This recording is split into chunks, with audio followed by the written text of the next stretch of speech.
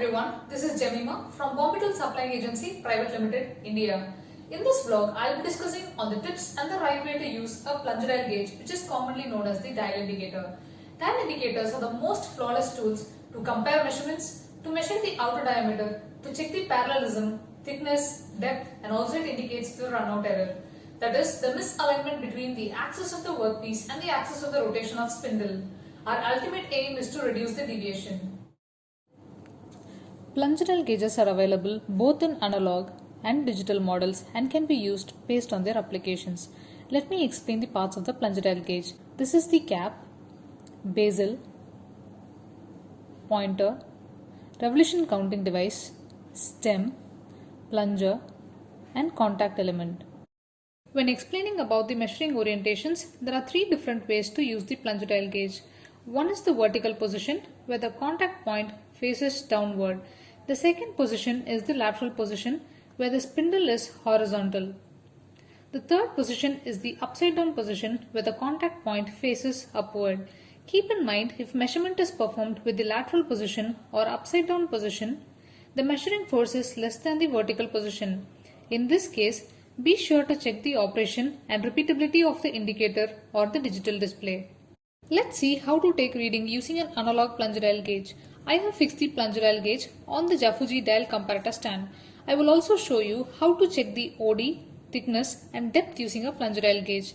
Let's first see how OD can be measured. This is a 10 micron dial, so every graduation line on the dial is 10 micron. There is another small needle inside. This denotes the revolution of the bigger needle. Now let's set a 20 mm slip gauge to 0.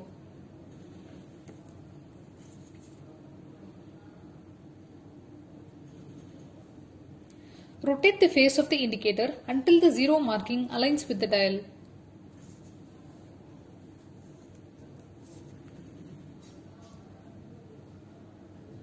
Now our dial is set to 20 mm.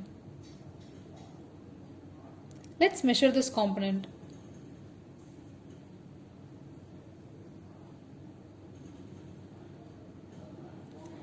Check for the maximum reading.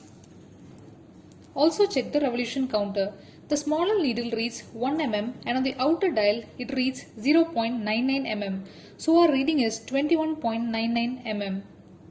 Now let's measure the thickness or height of the component using a digital plunger dial gauge. I have aligned slip gauges of various sizes. Let's also set 0 reference on the base of the comparator stand. Now let's measure the sizes. This is a 2.5 mm slip gauge, 5 mm and 10 mm. Let's measure the depth of this component using a digital plunger dial gauge. Let's take a 10 mm slip gauge and set it to 0. In digital plunger dial gauge, while setting the 0 point or presetting a specific value, be sure to lift the spindle at least 0.2 mm from the end of the stroke. Now the depth of the component can be easily measured. Minus 4.999 mm, minus 7.499 mm.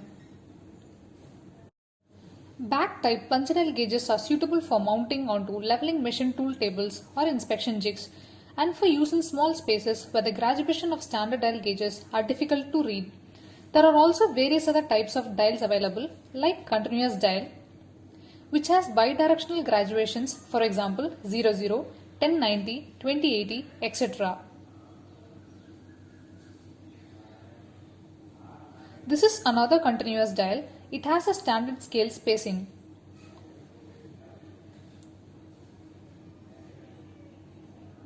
This one is a balance dial which has positive and negative signs on either sides. These dials can be used based on their applications. There are additional accessories that can make our work easier. I will introduce a few accessories and you can use it as per your application. The first accessory is the contact points. This screw thread is standardized on M2.5 by 0.45 and it has a length of 5 mm. When we interchange the contact points with different contact elements, then the probe length will be insufficient and might not fix the plunger correctly for its height. This variation can occur during manufacturing. In Meditio, there are various types of contact elements available for various applications. Make sure that the right contact element is used, and for further information regarding contact elements, kindly contact us and we will help you with the right accessory.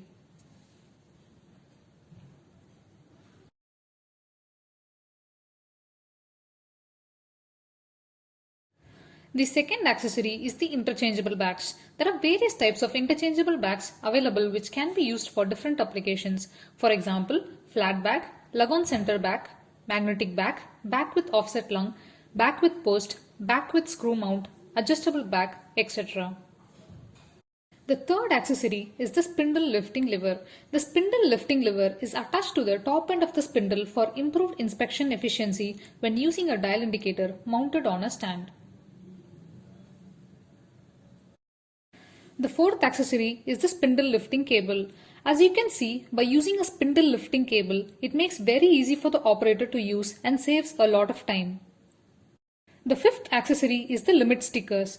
These limit stickers are usually stuck onto the dial face or crystal to indicate the tolerance limit, and it allows the reader to easily identify the rejected part.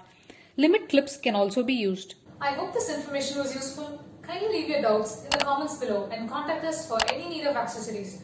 I'll come up with another informative video. Subscribe to our channel and hit the bell button to get notifications on our new videos.